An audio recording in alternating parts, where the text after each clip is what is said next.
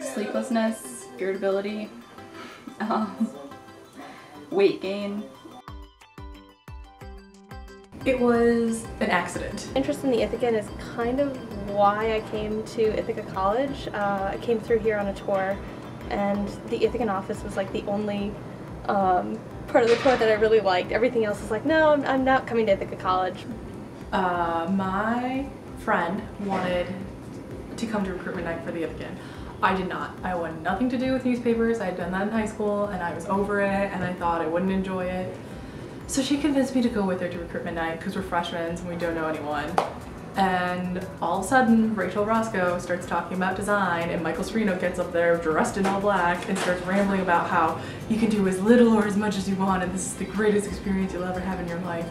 And that is how I got started. Senior year, Lindsay had asked me to be her managing editor after she was named editor-in-chief.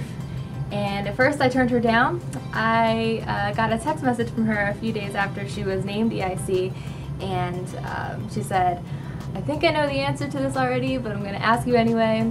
Will you be my managing editor? I first told her no, and then she talked me into it very slowly and reluctantly. But I'm really glad that I did stick with it because it's been a really amazing year. I went to recruitment night and I got intimidated because they were all like professionally dressed hanging out there and I like walked in my jeans and stuff. But that was the first time I heard about it. Making went and I talked to Lena and she was like, I remember she was sitting on a table in the small office and I was like, why is this small Asian girl like sitting on the table in the office? It was really weird. You know, it's Thursdays. It's, you know, when you open the paper and you see your byline and you think, you know, I did that. That was me, and this is going out to the whole community. Well, I met my boyfriend at the Ithacan, so I guess I can say thanks to the paper for, you know, finding me a man who understood that sometimes when you're a news editor, you know, Dave Maley and Tom Dunn come first. The best part of working there has been the fact that I found something that I really, really love and I really, really want to do. And I don't know if I would have found that any other way. And I built a portfolio. The fact that you learn as, I don't want to say play, but the whole idea that the atmosphere, like the people that I end up working with are fun to be around. Seeing a lot of people on campus and talking, getting out there, knowing about events that are going on, and being able to just be kind of talking to administrators and then telling your friends that you talk to them and seeing their faces. But no, that's not really it. I'm just being facetious. Plus, like, I found a lot of cool people. I never would have met Andy Swift or Casey Massera, and my life would not have been the same. And Lena. My life wouldn't have been the same without Lena. Probably working with everyone, it's really nice, like the environment. You get to know people, and it's just a really nice like atmosphere in the office. Lack of time, lack of life, yeah, overall stress.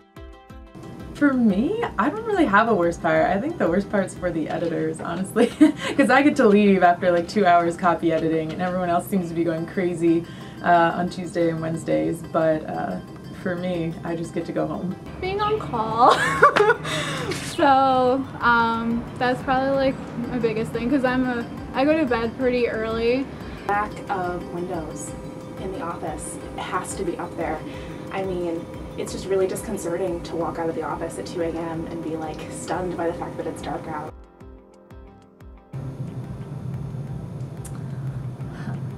Michael Serino, actually, when I first started, I was really afraid of Michael, and when I first met him, he yelled, "You, girl in the corner, what's your name?" Michael Serino's intimidating, and yet, like, strangely, like, that uncle that you can always depend on to be there for you and to help you out, and, you know, just when you feel like what are you doing this for, he gives you a compliment, and then you're like, oh, cool, it must be awesome. He actually has a really great sense of humor. A lot of people don't know that, and I hope that I brought the better side of his sense of humor out. And he actually has a really dark, sadistic sense of humor. And apparently so do I found out this year. But he's a great mentor and a great friend even, and he's been here for me all year long and for all of the editors, and he's the first to give advice, the first to push me to do better, and the first to want my food when I'm eating. He's had a lot of confidence in me, and I really appreciate that. He's really been kind of a mentor, and you know, always giving great advice and always telling us what to read, what to pay attention to, and I've really listened to that. And you know, he's also kind of built up my confidence too, and he tells me to be more like Josh Melman or things like that, that it really has helped me kind of grow as a person, so I like him. Michael's an interesting character, to say the least. The man knows more about journalism than I think most people know about anything. In those first few days that you take stories, you learn more than, I guess your first few editing experiences, you learn so much more than you could have ever expected. I remember my first editing experience with Aaron Munzer and just being like scared out of my mind and so intimidated, but walking away from that, like already learning way more than I probably was going to learn in my first 3 weeks of classes. I used to be terrified of picking up the phone, but now I can do that pretty smoothly, and so I just felt more comfortable in social situations, basically.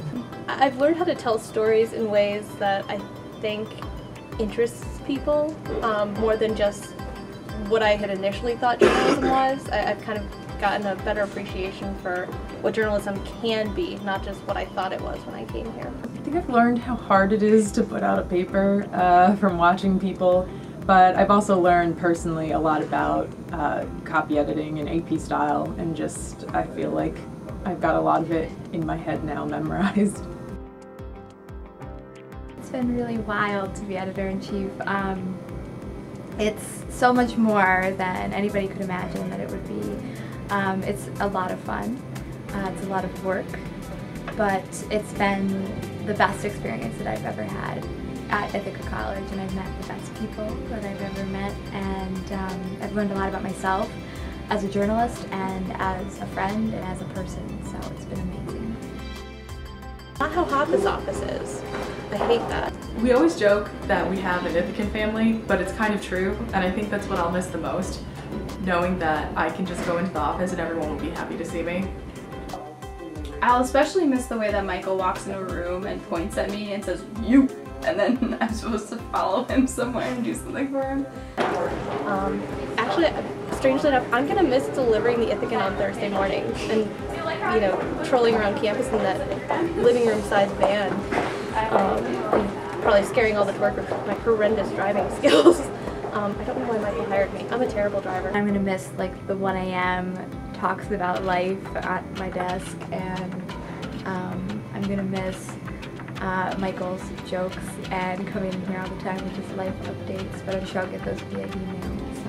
So. Knowing that the keyboard will still not have its tab key working or its caps lock key working, and the fact that in park I know I have a place to go, and like in this part of campus I know I have a place to go. The strangest thing? Oh, well, I do a lot of strange things, I guess, like quirky things, but everyone talks about my dancing moves. Taking time, Baza, taking time. And I do like, and then I raise the roof and like white girl dances.